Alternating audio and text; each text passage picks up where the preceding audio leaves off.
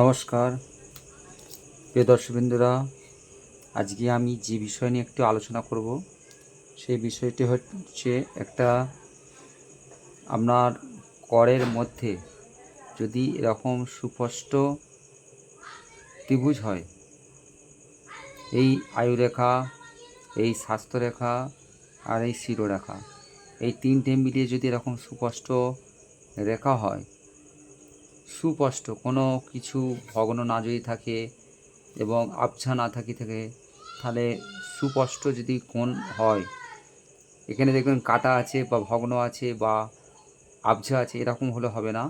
যদি সুস্পষ্ট ডিপলি এরকম যদি কোণ থাকে তাহলে জানবেন যে আপনি সৌভাগ্যবান হবেন এবং সাহসী, দীর্ঘায়ু।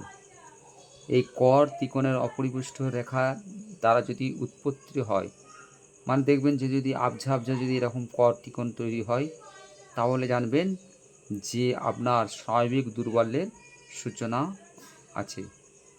তো প্রিয় দর্শকবৃন্দরা, আজকে এই পর্যন্ত। আবার অন্য ভিডিওতে আমি এই হস্তরেখা নিয়ে অন্য কিছু আবার আলোচনা করব।